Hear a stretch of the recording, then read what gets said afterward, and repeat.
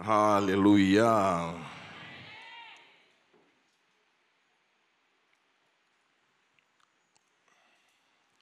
Kitabu cha Mambo ya Walawi 17 mstari wa 11.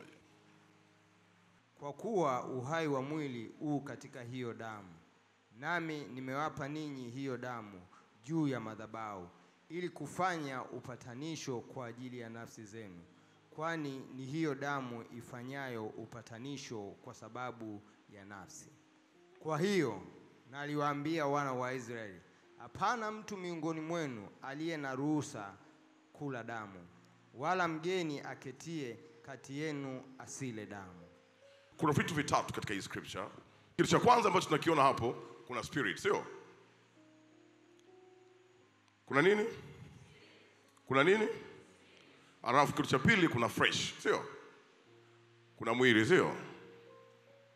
Kitu cha tatu kuna blood, damu. Sawa? Kuna vitu vitatu, sio? Cha kwanza ni spirit, sio? Alafu kuna nini? Alafu kuna nini? Kuna damu. Naosema kuna nguvu katika damu ya Yesu.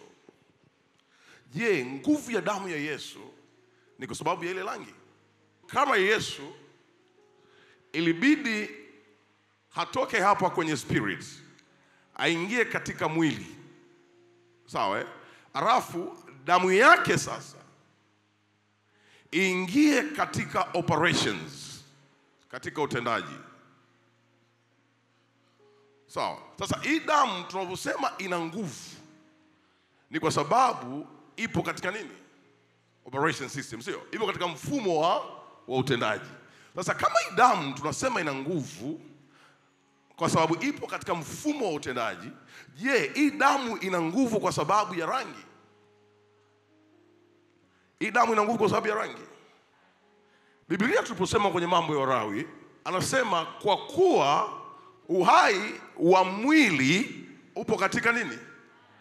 Sasa kama uhai wa huu mwili upo katika hii damu, na ili tuseme hapa kuna uhai, ni lazima roho iwepo. Sawa, Kwa hiyo ukiangalia spirit, ukiangalia fresh, ukiangalia damu, ukiangalia roho, mwili na damu, ni vitu ambavyo vinakuja kuassemble, sawa, bidhaa ambayo inaitwa uhai. Sasa huu uhai unaosafirishwa kutoka kwenye hii roho, Mungu alisafirisha kwenye hii roho akaileta katika mwili. Maana yake ikabidi Yesu avae nini? Avae mwili, alafu tuje tupate hii damu. Maana yake bidhaa inayotolewa na utendaji, bidhaa inayotoka hapa kwenye huu utendaji inaitwa bidhaa ya life. Bwana Yesu asifiwe. Discuss na neighbor hii haka kama mchoro kidogo. Discuss naye hapa. Sasa wale ambao mnapenda kuombea familia zenu, mnapenda kuombea koo zenu, hii concept itakusaidia sana. Kwa sababu kuna watu mmetumia damu ya Yesu kuwa blanketi ya kujifunikia. Angalia, kinachozungumzwa hapa ni hiki hapa. Kuna uhai. Uhai siku zote unakaa kwenye nini? Kwenye nini? Roho inategemea nini? Na mwili unategemea nini? Na damu inategemea nini? Lakini utendaji mzima, operation system mzima inatoa bidhaa. Bidhaa inaitwa nini? Life. Lakini sasa huyu ni mwanadamu, sawa, Alafu huku juu sasa yuko nani? Yuko Mungu, sio? Yuko nani? Yuko nani? Na Mungu na yeye ana operate kwa njia ya nini? Ya roho. Kwa njia nini? Na hapa kuna lea Mungu aliiweka hapa, sawa? Kuna zuio hapa Mungu aliliweka ambalo linasababisha huku kwa Mungu kuitwe mbinguni, na hapa katikati paitwe nini? Mbingu. Sawa, Kwa hiyo communication hapa inayofanyika ni kwa njia nini? Kwa njia nini? Sasa kwa nini hii damu? Sawa. Kwa nini hii damu sasa ndio itumike kwa ajili ya upatanisho kati ya utendaji wa Mungu huku na maisha ya mwanadamu? Kwa nini Biblia inasema hivi? Mungu anamwambia Kaini, nimeisikia sauti ya damu ya ndugu yako inanililia. Listen to me very careful. I want you to receive this concept. Kwa nini hapa Mungu anasema kwenye kusoma kwa kitabu cha Mwanzo sura ya 4 pale kuna vurugu, kuna conflict of interest ilitokea. Mungu anamwambia Kaini, sauti ya damu ya ndugu yako inanililia katika ardhi. Kumbuka Ayubu alisema, mwanadamu wewe u nini? Mavumbini, na mavumbini unafanyaje? Na akasema siku za mwanadamu aliyezaliwa na mwanamke si nyingi sana, nazo zimejaa nini? Tabu na nini? Na shida, sio? Naye uchanua na kufanyaje? Na kusinyaa. Sawa Sasa kwa nini Mungu aseme? Read for me so quick. Bwana akamwambia Kaini, yu wapi Abeli ndugu yako? Akasema, sijui, mimi ni mlinzi wa ndugu yangu. Akasema, umefanya nini? Sauti ya damu ya ndugu yako inanilia kutoka katika ardhi. Nisikilize. Maandiko yanasema hivi, sauti ya damu. Sawa, sauti ya nani? Ya ndugu yako. Sawa inanililia kutoka wapi? Ina maana hivi, maana yake katika damu there is a spirit. Hii sauti inawezaje ikalia kama hii sauti haina roho? Ask your neighbor, talk to your neighbor. Maandiko anasema hivi, sauti ya ndugu yako inanililia katika nini? Waswahili tunasemaga hivi, ukimuumiza mtu pasipo sababu, damu yake haitakuacha nini? Sasa unafikiri damu, unaposema damu haitamwacha salama, ni kwa sababu gani? Ni kwa sababu ndani ya damu there is a spirit. Ndani ya damu kuna roho. Aya, mwelewesha jirani yako. Sasa damu inawezaje ikanena if there is no spirit in the blood? Kumbuka nimekwambia kuna spirit, kuna roho. Kuna roho, sawa Alafu kuna nini? Alafu kuna nini? Bidhaa inapatikana katika damu. Operation system zima, mfumo wote wa utendaji uko wapi? Nisikilize, utajiri uko wapi? Umaskini uko wapi? Ndoa ziko wapi? Afya iko wapi? Kwa hiyo kama sauti ya ndugu yako inanililia katika ardhi, ina maana maisha ya mwili yanategemea damu, na nguvu ya damu inategemea spirit. Ndiyo maana ukisoma sura ya 12 mambo ya Lawi, Mungu anatoa marufuku, onyo kali. Anasema na msinywe damu. Kwa lugha nyingine, usinywe kisusio. One day kuna one friend akachinja mbuzi. Sasa pilot wake na dereva wake haikuwa Mchaga, sio wapi yule, si akala kutengeneza kisusio. Sasa kuna ile unajua kuna ile nyama inatokota kule, mnakimbilia kidogo kule, mnaonja. Sasa kuna mtu mmoja nafikiri kwao kuna, sasa ndo naelewa sasa, baada ya muda ndo nikaelewa. Kwao kuna marufuku ya kutokunywa nini? Yes, akasherekea kisusio. Macho aligeuka pale, tulichanganyikiwa. Ndio tukaanza kuita damu ya Yesu, damu ya Yesu. Ndio majamaa akapiga kelele akasema, kwa nini leo amekunywa damu? Kwa nini amekunywa nini? Damu. Kwa nini? Hauwezi ukainywa roho. Nisikilize. Mungu, kitu cha kwanza ambacho alikifanyia consideration kwenye maisha ya mwanadamu ni roho. Sababu Mwanzo 2:7 anasema tukapulizwa pumzi ya nini? Baada ya mwili kutengenezeka, baada ya mfumo wa damu kuwepo, inakuja hatua anaiachilia sasa, anaachilia uhai katika roho iliyoko ndani ya mwanadamu. Maana yake there is no life if there is no spirit. There is no spirit if there is no life. Tunakubaliana mpaka hapo? Ni mara ngapi mkutana na kesi za kwenye familia zetu? Kuna watu hapa mnaomba toba juu ya damu zilizomwagwa pasipo nini? Sababu. Unapoombaga toba juu ya damu, nisikilize, damu ambayo haina sababu inapomwagika, kitu cha kwanza ambacho kinapewa adhabu ni roho za wale watu ambao wako kwenye mfumo wa hiyo damu. Ndio maana nimekwambia kuna watu wanatembea na adhabu za mauti kwenye fedha, kwenye uchumi. Kwa nini? Kuna adhabu iliyoachiliwa kwenye nini? Sasa ili adhabu iweze kwenda, panahitajika roho itakayotoa neno inayosema na nini? Adhabu. Bwana Yesu asifiwe. One day nilikuwa naangalia movie moja, by the way. Jamaa walikuwa wanapewa mafundisho ya kuvikwa roho za ujasiri.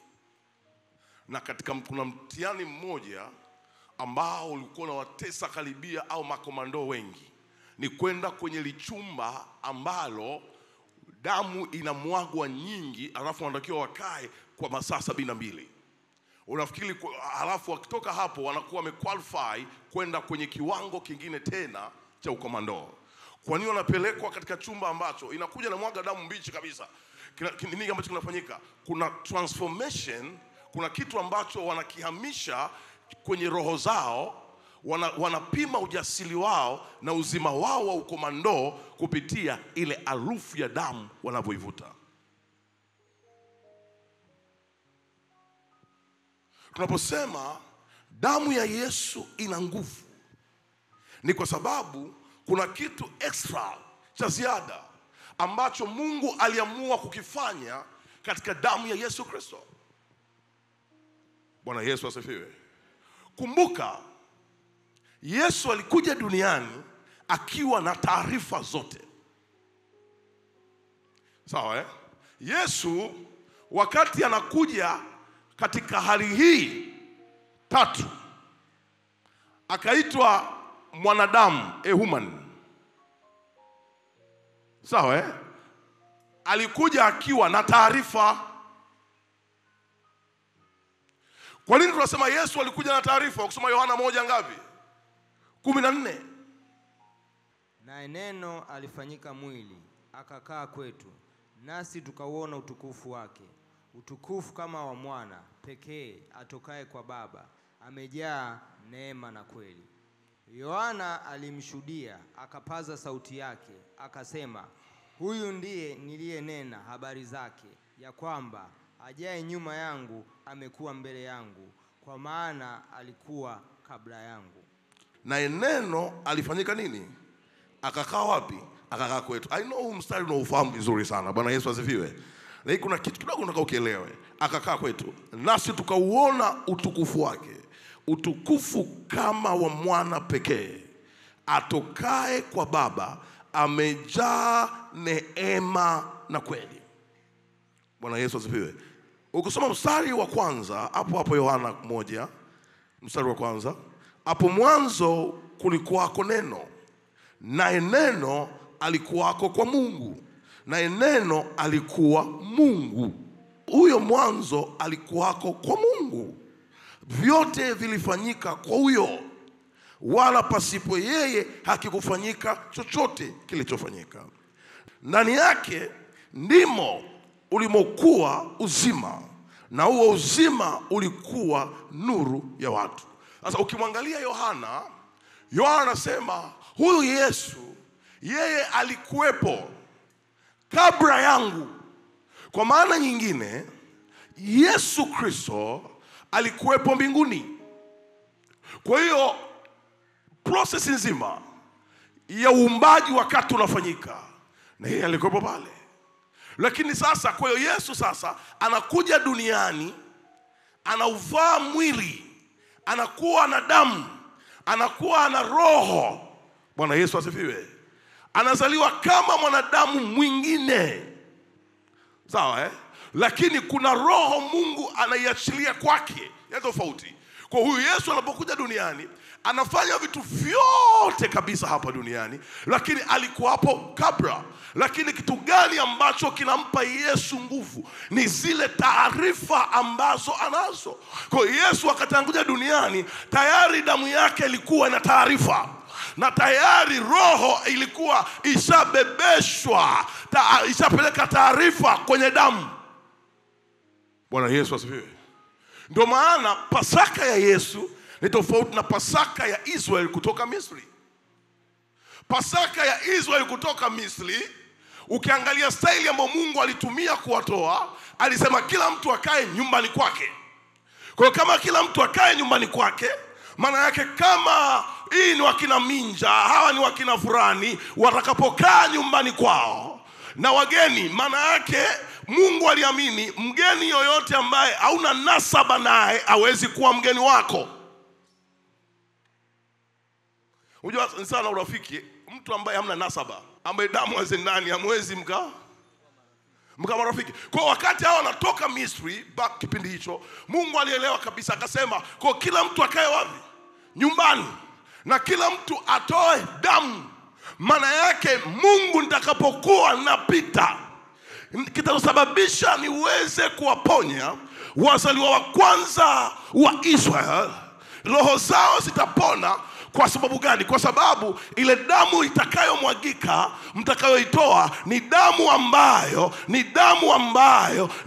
ambayo itakuwa inawakilisha kila roho ya mzaliwa wa kwanza. Kwa hiyo siku zote damu, behind the blood, nyuma ya damu kuna roho, ndani ya damu kuna roho. Kwa Mungu anaposema mtakapokuwa mnafanya hii Pasaka, na Mungu anawapa maelekezo kabisa, anasema mtapaka damu kwenye miimo ya marango. Maana yake ili roho zilizoko ndani ya familia hii ziweze kuwa na uzima, ni lazima hizo roho na hiyo miili iwakilishwe kwa damu. Maana yake wakati wa hiyo Pasaka, kila mzaliwa wa kwanza aliwakilishwa na damu ya sadaka. Tunaposemaga hii ni damu yangu, unafikiri ni nini? Kwa nini leo ukipita katika hali ya ugonjwa hauwezi ukaongezewa damu ambayo haiendani na ya kwako? Kama sauti ya damu ya Habili ilikuwa inalia, maana yake mwili wako na damu, roho iliyoko katika damu ina nguvu kuliko nguvu iliyoko ndani ya mwili wako. Sababu hauoni mwili, hauoni. Mungu hasemi mwili wa ndugu yako au wajori wa Mungu. Biblia yako inasema mwili wa ndugu yako Kaini na Habili unanilia. Lakini huyo ambaye anaitwa mwanzo alikuwepo huko, alikuja na nuru yake inang'aa wapi? Inang'aa gizani. Maana ya nuru kung'aa gizani, nuru is a vice versa of death. Nuru is a vice versa ya mauti. Kwa sababu Habili alipong'aa, maandiko yanasema Mungu akamtakabari Habili. Maana yake Habili akang'aa, akasaini. Vita ya Habili na Kaini katika ile vita akaamua amuue nani? Ndugu yake. Kwa hiyo kama aliamua amuue ndugu yake, maana yake alidili na roho ya nani? Ya ndugu yake. Lakini akasahau ya kwamba unapodili na damu ya mtu unadili na roho ya mtu. Kwa hiyo mwili utakuwa umelala au na nguvu, lakini damu bado itazungumza kwa sababu ndani yake kuna roho.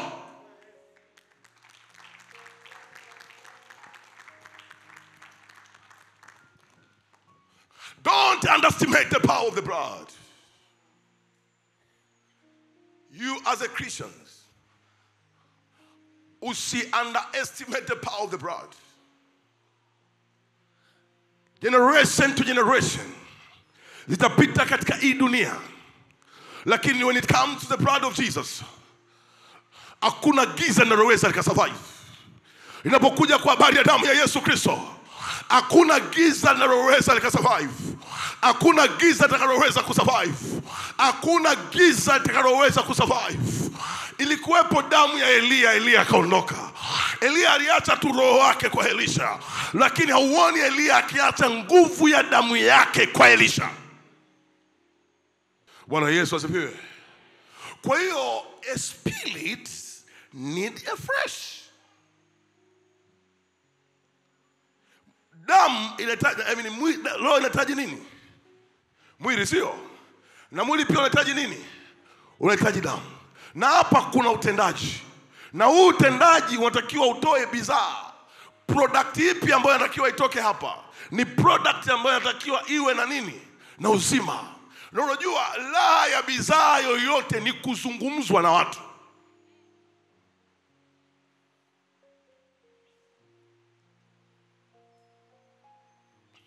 Laha ya bidhaa yoyote ni watu kuizungumza. Kwa wakati Mungu anaachilia hii product inayoitwa uzima, inayoitwa uzima, nisikilize, ukitaka kujua damu ya Yesu ilikuja kwa habari ya bidhaa ya uzima, lakini Mungu akasema hapana, kwa kuwa ni damu ambayo ndani yake kuna roho, na hii roho nimeibebesha uzima. Kwa hiyo nini? Mwana wa Adamu alikuja ili tuwe na uzima, lakini kwa kuwa damu yake na uzima, tunabeba uzima uliotele. It is my prayer today in the mighty name of Jesus. It is my prayer, my Lord, ya kwamba tuka experience kina kirefu cha damu ya Yesu Kristo. Hii damu ina nguvu jameni. Hii damu ina mamlaka jamani. Maana mahali popote palipo na sauti, there is a power. Popote palipo na sauti pana mamlaka. Hii damu imetuletea mamlaka. Mamlaka ipi? Mamlaka ya kuzungumza mema kinyume na mabaya. Mamlaka ya kuzungumza mema kinyume na mabaya. Mamlaka ya kuzungumza. Zilikuwepo damu za kina Musa, hazikuweza kuzungumza. Zilikuwepo damu ya Adamu wa kwanza, ndira batarabaya. Ilikuwepo damu ya kina Kaini, damu ya kina Habili. Lakini maandiko yanasemaje? Yeye Kristo damu yake inanena mema kuliko damu ya Habili. Maana yake wewe la bashakaba, maana yake katika damu ya Yesu Kristo lazima inene mema. I'm here to declare today, mahali popote kwenye maisha yako, damu ya Yesu ikanene mema siku hii ya leo. Mahali popote kwenye familia yako, may the blood speak life. May the blood speak prosperity. May the blood speak life.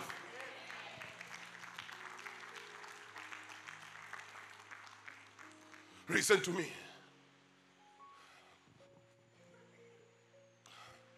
Wakati nafanya research yangu ya mizimu, nilienda Moshi.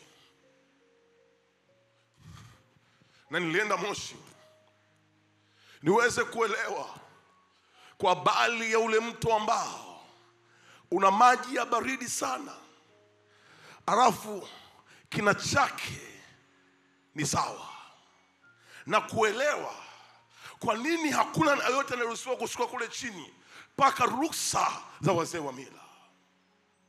Kwa nilikaa kule Moshi almost wiki nzima, na nikauliza kwa habari ya nyumba moja, nyumba ambayo pembeni miaka ya nyuma ndio walikuwa wanachinja kwa ajili ya lile eneo. Kwa sababu gani? Kule kwenye ule mto kule chini kulikuwa kukisikika kelele. Wanajua kuna aina fulani ya sadaka inatakiwa ipelekwe ya damu. Kwa hiyo kuna eneo maalum walikuwa wanachinja. Lakini pembeni hapo kuna nyumba ambayo ukipita tunasikia ukiwa. Nikauliza, wakasema hii wanasema katika kizazi chao cha mbali. Kipi? Wakasema hatukumbuki, lakini tuliambiwa hawa waliua padri. Kwa hiyo toka hiyo kitu itokee katika hiyo familia, hakuna macho kinaenda, na kwenye kijiji kizima hiki hawawezi wakaoa, sababu kila mtu anaiogopa damu yao. Nisikilize, hawaiogopi damu as a brand, wanaogopa zile roho. Unajua sisi tukao tunapambana hapa tunakuombea uolewe, kumbe kwenu huko mshamwagaga damu. Bwana Yesu asifiwe. Unajua zamani kulikuwa kuna royalty moja hivi, unataka kwenda kuoa unaenda wapi?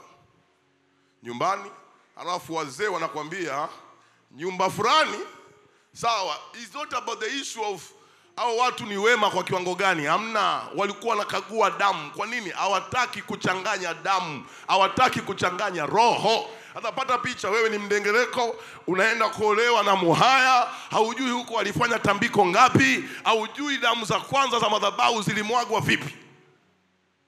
Alafu angalia jinsi ambavyo nguvu ilivyo. Angalia, na siku zote ukikutana na kichaka unakuwa una haraka kupita kawaida. I'm telling you, I'm very young pastor. Kwa hiyo na mimi pia ninajua character za vijana. Nakwambia ukimwambia mtu let us pray, yani kuna mtu anaenda kafyum paka kanisa akahama.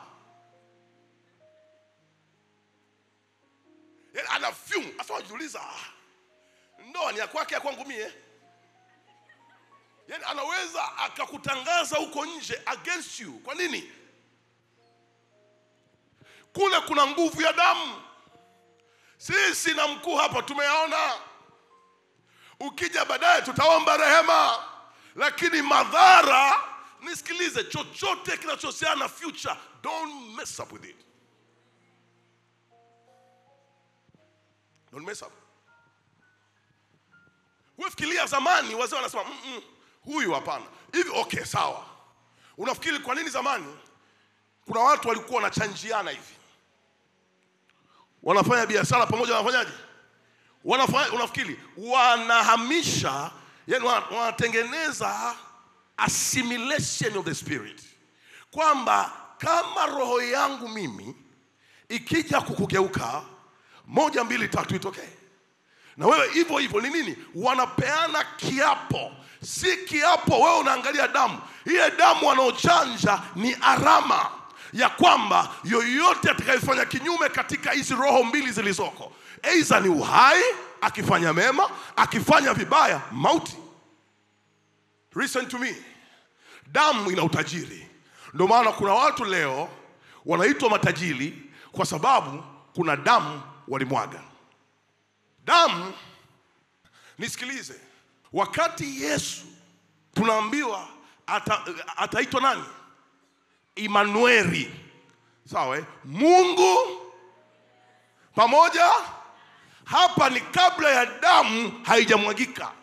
Baada ya damu kumwagika, anakuwa ni Immanueli, Mungu ndani yetu, sio pamoja nasi. Kwa nini tunamuita Mungu pamoja nasi?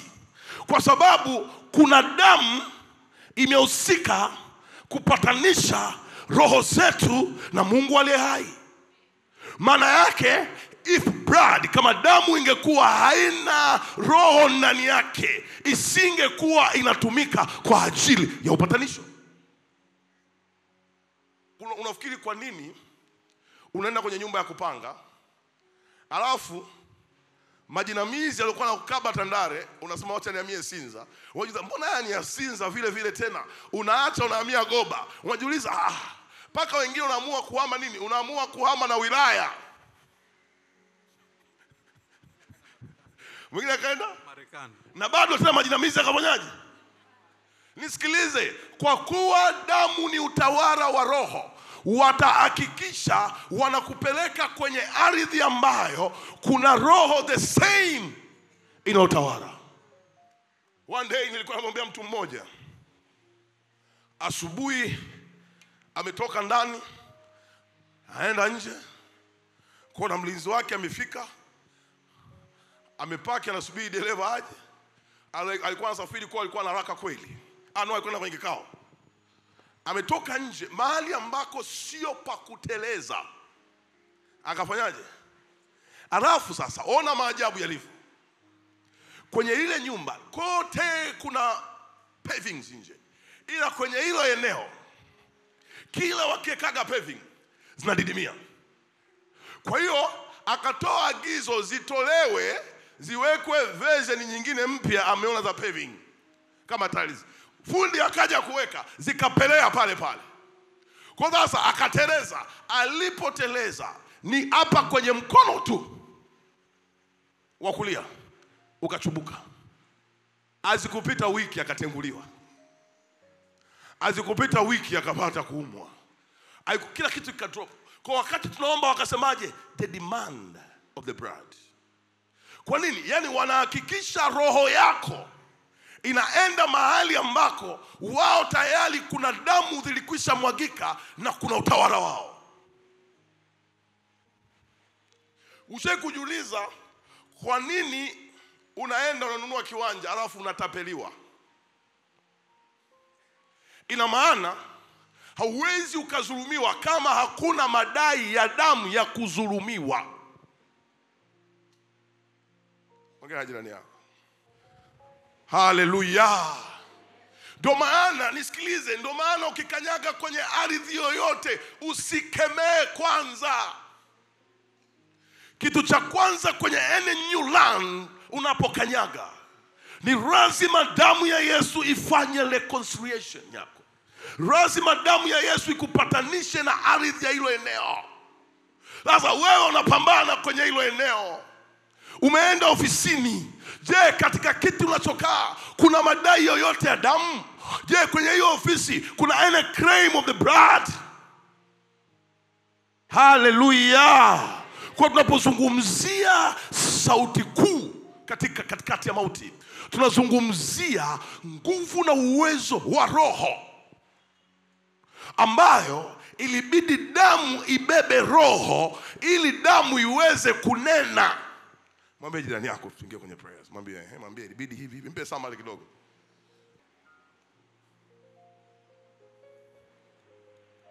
Damu ili iwe na nguvu inahitaji roho.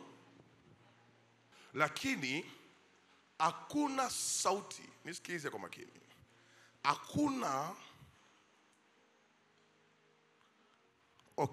Adam na Eva walipokosea wakajifunika nini? Magogo, sio? Magome ya miti, sio? Alafu chief commander anatokea.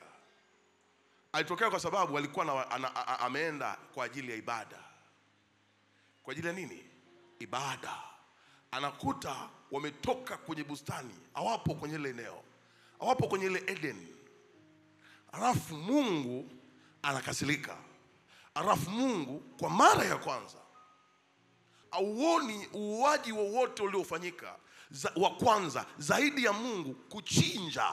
Sababu maandiko hayajasema kama alichukua ng'ombe au nani akachinja hapa, sawa? Na kutolea mfano bwana katibu. Kile nasema fanye kama ngozi ilitoka, maana yake walifanyaje? Walichinja. Kwa hiyo kama walichinja, kilichokuwa kinafanyika ni nini? Damu ina tafsiri ya kunyamazisha roho ya huyo mnyama au mtu. Kwa hiyo walipochinja ile ngozi ikatoka, ndipo ikafanyika kwa nini? Ikawa vazi. Alafu Hawa, kwa nini damu inatoka alafu wanapewa vazi? Ni kwa sababu wametoka kwenye nafasi.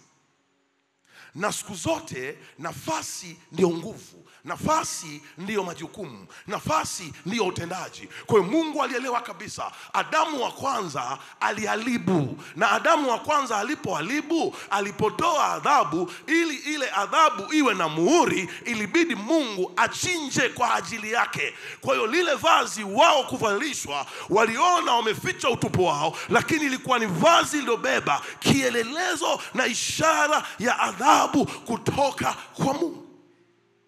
Kwa hiyo ili sasa hiki kizazi chetu tuje tupate uzima tena tele, inabidi aje mwana wa Adamu tena, ambaye damu yake itamwagika tena, na damu yake ikimwagika tena itabeba uhai kwa ajili yetu. Nisikilize. Waganga siku zote wanapotoa sadaka za kuchinja, hawaitafutagi ile nyama, bali ili waipate damu unahitajika mwili wa mnyama. Ili damu ipatikanike panahitajika roho ya mnyama. Ndio maana hivi mtu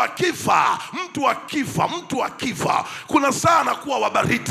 Wanasemaje kwa neno kuwa baridi? Kwamba damu yake haitembei tena. Huo ni mtazamo wa kidaktari, lakini katika mtazamo wa kiroho, as long as wewe ni mwanadamu ambaye Mungu amekupa mwili, roho na amekupa na damu, hata ukifa bado damu yako ina sauti.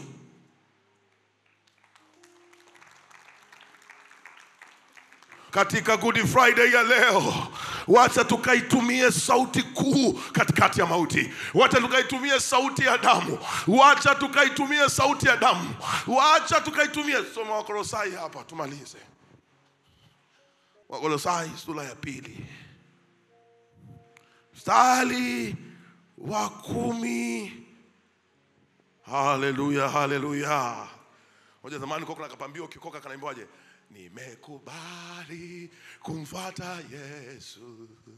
Nimekubali kumfuata Yesu. Mimi nimekubali. Sasa zamani na teknolojia ilikuwa haina iPad wala nini. Kwa hiyo niko na Biblia yangu moja kubwa. Nikanyanyuka kanisani kiujasiri namna hii. Nikasema Yesu, niko tayari. Haleluya. Alafu anasemaje? Msalaba mbele, dunia nyuma. Yaani nakwambia mjoli wa Bwana, muda huo unaona shida zako zote zimeisha. Unaona shida zako wewe? Wewe alafu mwimbaji anaongezea parapanda itaria parapanda. Oh jamani, parapanda unasema hapo naimbaje? Tuonane milele. Tuonane wapi? Bandarini kule. Hapo anasema wale ambao wanafanya mioyo yao kuwa migumu, jehanamu inakusubiria. Hapo nakuta sasa jehanamu ya moto inakusubiria. Oh dada, ulembo wako utapita. Hilo wigi lako litaondoka. Twende kilioni. Kuna siku kilala kule hakuna atakayekupenda. Hata ndugu zako wanaokupenda watakuacha kwenye friji linalogandisha. Kila kitu kitakuwa ni sawa na anasa tu. Oh, nakushauri. Hata wauza karanga wanatoaga karanga za kuonja. Mimi sikuiti uonje, bali ukija kwake kuna uzima na milele. Tuonane milele. Tuonane. Nakwambia wewe, hata kama una moyo mgumu wa jiwe, unanyanyuka tu. Yaani kana unanyanyuka tu. Mimi nakumbuka nilikuwa nimevaa kasuali kameshuka chini kidogo. Ujana tena. Yaani nikaikuwa nimeipandisha namna hii. Nikaenda pale mbele. Nikaenda wapi? So nyinyi siku hizi wewe hauna gari. Kubeba Biblia unajionea tabu. Beba Biblia yako, kaa nayo kwenye gari pale. Hii madisem bado yapo. Kunja 4. Mimi ya kwangu nilikuwa napanda nayo. Nakwambia nilikuwa kadalipiwa nauli karibia kila Jumapili asubuhi. Si nimeshika Biblia, wewe acha kabisa. Na hapo nimaliza form 4, kitambulisho kimefanyaje? Kimeisha. Kwa kila nikipanda basi na kemea roho ya konda kunistukia.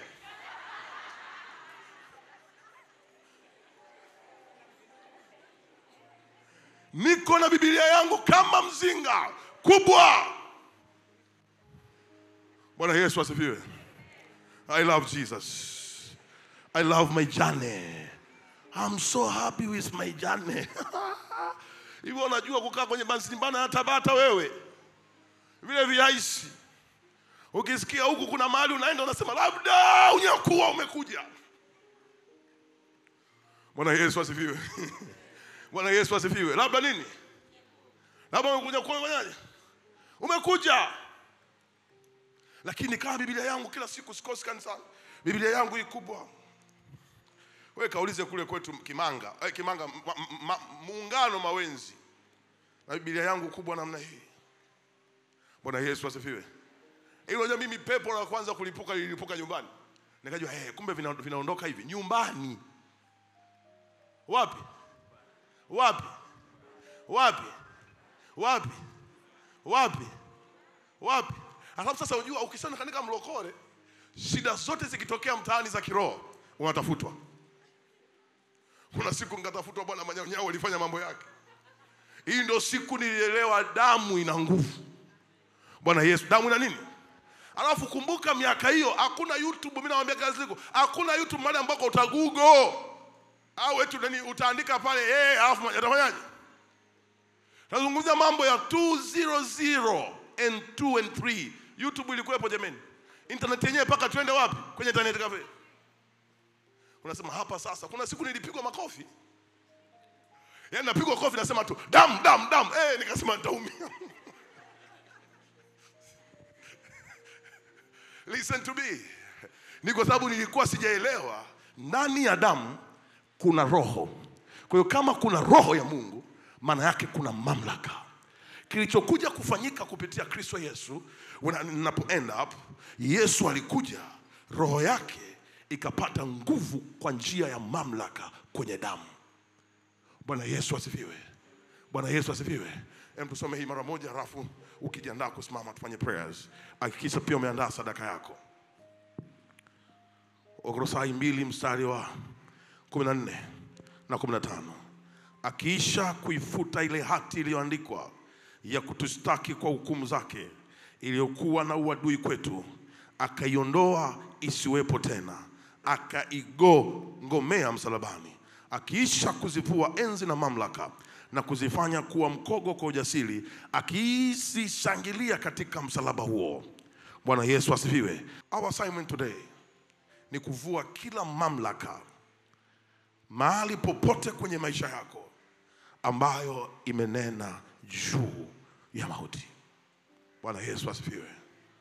Kwa hiyo andika your point of need.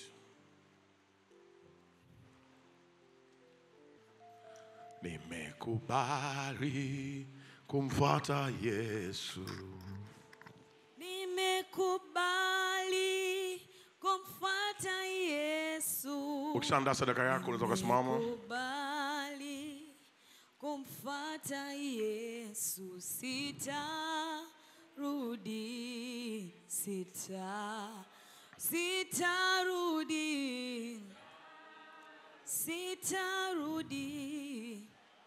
Mimi sitarudi nyuma.